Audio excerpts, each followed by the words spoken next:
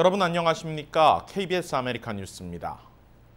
한국어 온라인 프로그램이 UC 계열 대학에 입학을 위한 필수 이수 과목으로 정식 승인됐습니다. 한인 교육단체의 역할이 컸는데 향후 AP 한국어반 개설에도 힘이 실릴 수 있게 됐습니다. 김경일 기자가 보도합니다. 세계 한인 교육자 연합회 아이캔이 자체 개발한 한국어 온라인 프로그램이 UC 계열 대학 입학을 위한 필수 이수 과목으로 정식 승인됐습니다. UC 계열 대학에 입학하려면 UCOP, 즉 UC 총괄 총장실에서 승인하는 A부터 G 과목을 이수해야 합니다. 역사, 영어, 수학, 과학, 외국어 등 7가지 이수 과목 중 알파벳 E에 해당하는 외국어 부문에 한국어 온라인 프로그램이 UC 총괄 총장실로부터 승인받은 것입니다. 한국어 온라인 코스는 1부터 6단계를 이수하는 프로그램입니다. 대상은 7학년부터 12학년으로 공립학교나 주정부인가 사립학교에서 한국어 온라인 프로그램을 이수하면 정식 학점으로 인정됩니다. 각 학교의 정규 한국어반 개설을 위해선 교육 과정과 학생 수, 여기에 교육부와 UCOP 승인, 교사 수급 문제 등의 어려움이 있습니다. 그러나 한국어 온라인 프로그램이 UCOP 승인을 받으면서 한국어반이 늘어날 수 있는 계기가 마련됐습니다. 이번에 이 온라인 클래스가 UCOP 필수 과목으로 인정된 거는 굉장히 큰 의미를 가지는데요. 원격 수업이 가능해진 거고 UCOP를 받아 놓은 과목이기 때문에 그 학교에서 한국어 클래스를 오픈하겠다는 의지만 있으면 그 코드를 가지고서는 바로 애드가 돼요. 그러니까 학교 측에서 볼 때는 굉장히 편리하게 된 거죠. 현재 AP 과목으로 개설된 제2외국어는 중국, 일본, 프랑스, 독일어 등 7개 언어로 한국어는 제외돼 있습니다. 교육계는 한국어 AP 개설을 위해 한국어를 정규 과목으로 가르치는 학교와 학점으로 인정해주는 대학 수를 늘려 한국어를 배우고자 하는 학생 수가 많아져야 한다는 의견입니다. 김성순 회장은 온라인이라는 장점을 살려 한국어를 배울 수 있는 학생 수가 늘어난다면 앞으로 AP 한국어 개설에 밑바탕이 될 것으로 기대하고 있습니다. KBS 뉴스 김경일입니다. LA시 의회와 카운티 슈퍼바이저 위원회가 나란히 실내 백신 접종 증명 의무 조례안 추진을 가속화하고 있습니다. 선출직 의원들 대부분이 압도적인 찬성 의사를 밝힌 상태에서 구체적인 내용만 완성되면 곧바로 표결을 거쳐 조례가 시행될 전망입니다. LA 카운티 슈퍼바이저 위원회는 오늘 실내 시설에서 백신 접종 증명 의무화를 추진하는 계획을 만장일치로 통과시켰습니다.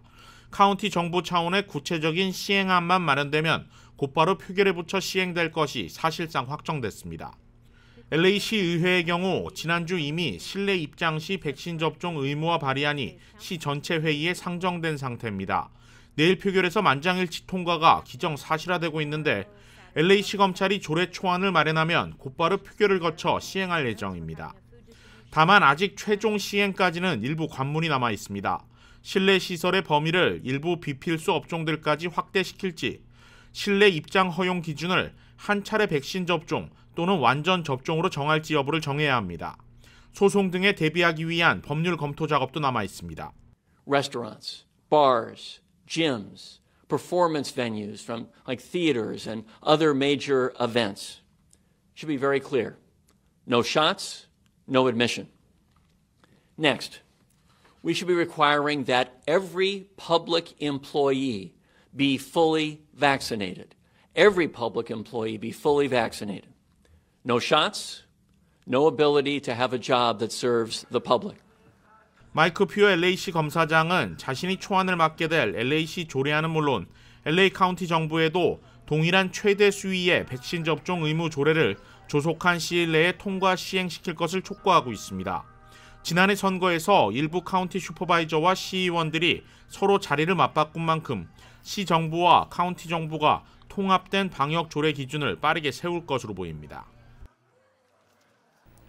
이처럼 백신 접종 의무화 조치가 계속 확대되는 가운데 백신 접종 증명서를 위조하거나 가짜 증명서를 사고 파는 행위가 기승을 부리고 있습니다. 백신 접종을 하지 않은 사람들까지 백신 접종자로 둔갑시키는 위조된 백신 증명서입니다. CDC가 발급한 백신 접종 증명서와 비슷하기 때문에 언뜻 보면 구분이 잘 가지 않습니다. 이 같은 가짜 증명서는 소셜 네트워크 등을 중심으로 판매되고 있습니다. 더 큰 문제는 수요가 꾸준히 끊이지 않고 있다는 데 있습니다. 특히 젊은 층을 중심으로 백신 접종을 기피하고 있는 경우가 많습니다. 이들은 학교에 제출하거나 음식점에 출입할 목적으로 가짜 접종 카드를 구매하고 있습니다. 한편으론 지병 등 건강상의 이유 또는 종교적 신념에 따라 백신 접종을 기피하는 사람도 있습니다. 이들 역시 가짜 백신 접종 카드를 구매하고 있는데 거래는 한 장당 $50에서 $200 사이에 이루어지고 있습니다. 가짜 카드가 멀리 중국에서 배송되어 오는 경우도 있습니다.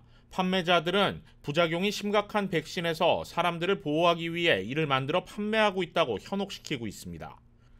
연방질병통제예방센터 CDC는 가짜 백신 접종 카드를 구매하거나 판매하는 행위, 기존 백신 접종 기록을 위조하거나 남의 카드를 대신 사용하는 행위 모두 심각한 연방법 위반이며 처벌받을 수 있다고 경고하고 있습니다. 바이든 대통령이 추진한 $1조 규모의 인프라 예산안이 오늘 상원 관문을 넘었습니다. 연방 상원은 오늘 여야 초당파 의원들이 마련한 $1조 인프라 예산안을 표결에 붙여 찬성 69명, 반대 30명으로 통과시켰습니다.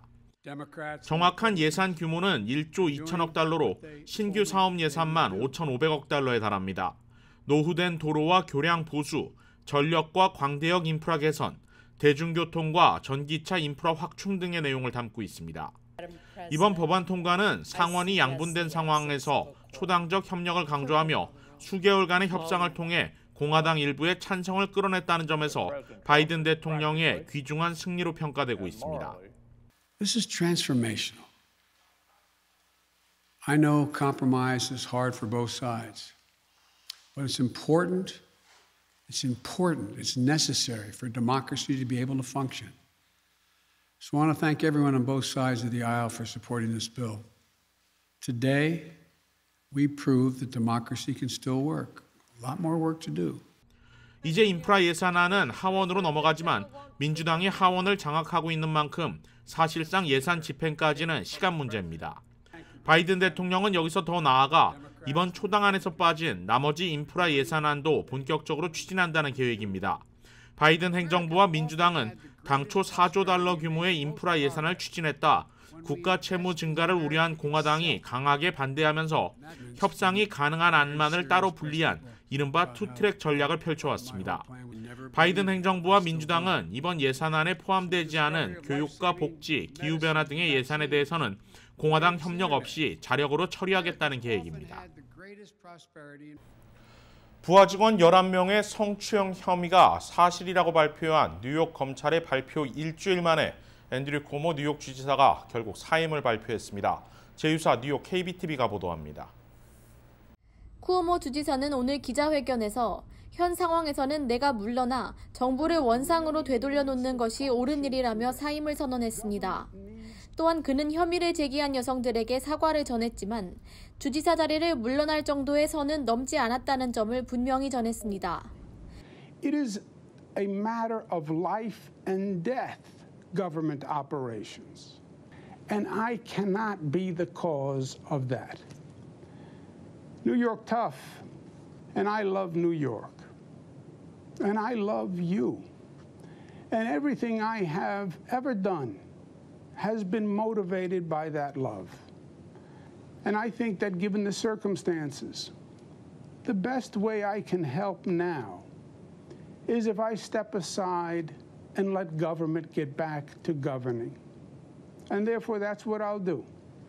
Because I work for you and doing the right thing. Kathy Hochul, my lieutenant governor, is smart and competent. This transition must be seamless. We have a lot going on. I'm very worried about the Delta variant, and so should you be. But she can come up to speed quickly, and my resignation will be effective in 14 days. 또한 그는 3명의 딸들을 향해 맹세코 의도적으로 여성을 무시하기 위한 행동을 하지 않았다는 점을 알아주기 바란다고 말했습니다.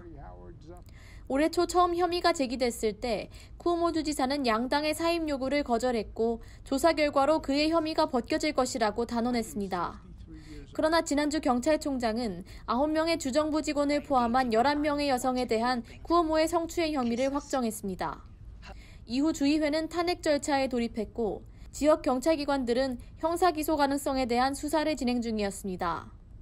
2011년부터 3선을 연임하며 작년 뛰어난 팬데믹 대응으로 영웅으로 칭송됐던 쿠오모의 내년 4선 계획은 이로써 물거품이 되고 말았습니다. 사임 효력이 발휘되는 14일 뒤부터 현 부지사 캐티 호철이 첫 뉴욕 여성 주지사로서 남은 임기를 맡게 됩니다. KBTV 뉴스 김현지입니다. 미국 자동차 시장에서 가장 많이 팔리는 차는 승용차나 SUV가 아닌 픽업 트럭입니다.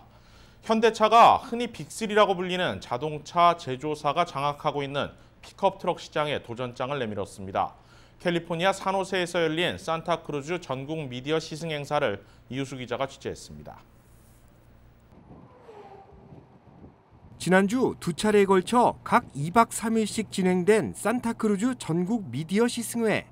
현대차의 첫 번째 픽업 트럭 산타크루즈가 공개된 이번 시승회에는 라이프스타일 분야를 다루는 소셜 인플루언서 60여 명, 그리고 아시안 미디어 소속 자동차 담당 기자 10명이 참석했습니다.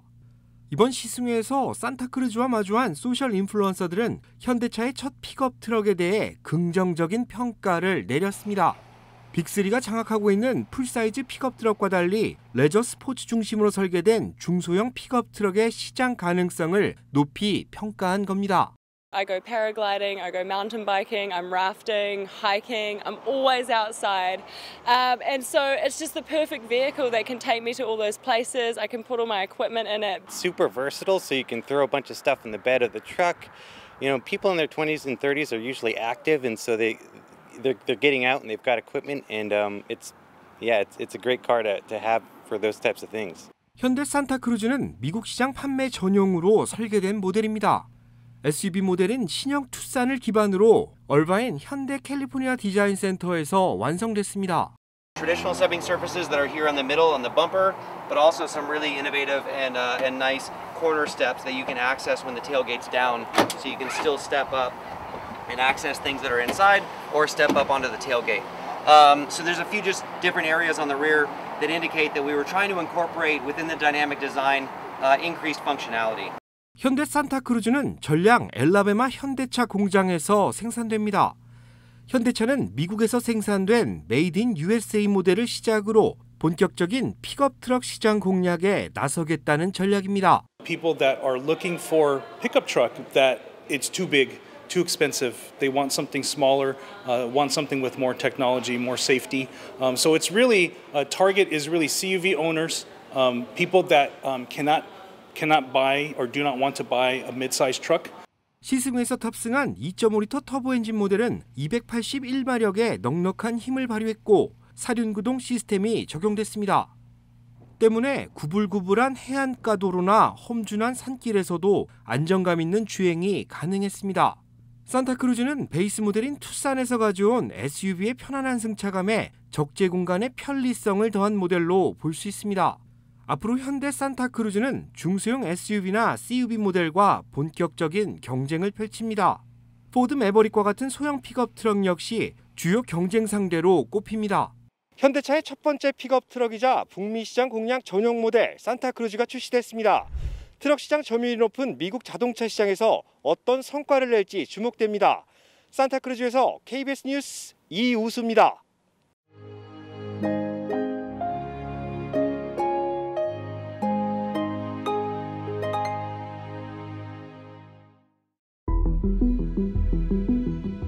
지금의 월드 트레이드 센터를 보유하고 있는 뉴욕 부동산 재벌 더스트 가문 집안의 장남이자 억만장자인 로버트 더스트의 아내가 실종된 건 지난 1982년이었습니다. 실종 신고를 한 로버트 더스트는 캐슬린을 마지막으로 본 사람으로 그는 역 근처에 아내를 내려준 게 마지막이라고 주장했습니다. 하지만 실종 직전 아내가 이혼을 요구하며 평소 아내를 폭행했던 사실이 드러났고 엄청난 위자료의 부담을 느낀 로버트 더스트를 경찰은 의심했습니다. 하지만 증거 불충분으로 인해 사건은 미제로 남습니다. 그리고 시간이 흘러 2000년 로버트 더스트의 가까운 친구이자 기자인 수잔 버먼이 총을 맞고 사망하는 사건이 벌어집니다. 뒤통수에 총을 쏜 잔인한 처형 방식이었습니다. 특히 피해자 수잔은 캐슬린 더스트 살인 사건의 재판에 증인으로 출두를 하루 앞두고 있었기 때문에 경찰은 로버트 더스트를 더욱더 의심하게 됩니다. 하지만 또다시 증거 불충분으로 풀려나게 됩니다. 1년이 지난 2001년 로버트 더스트는 이웃 주민 모리스 블랙을 살해한 뒤 시신을 유기한 혐의로 재판에 넘겨졌습니다. 하지만 2년 뒤 재판에서 정당방위가 인정되며 무죄 판결을 받았습니다. 2013년 더스트의 일생을 다룬 다큐멘터리가 제작되면서 로버트 더스트는 한 가지 실수를 하고 맙니다.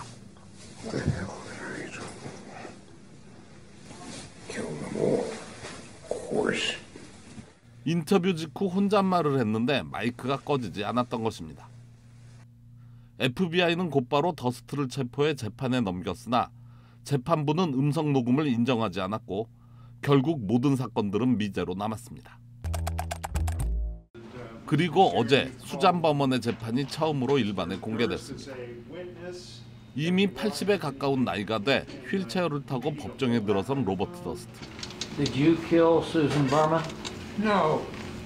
Do you know who did? No, I do not.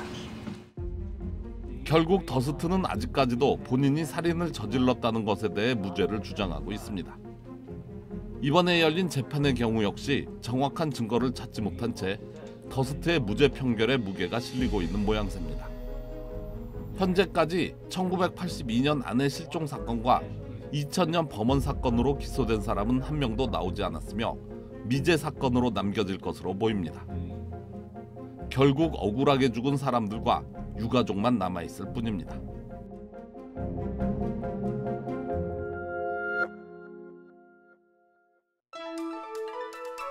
KBS 아메리칸 뉴스는 시청자들의 의견을 소중히 생각합니다. KBS 아메리칸 뉴스 마칩니다. 고맙습니다.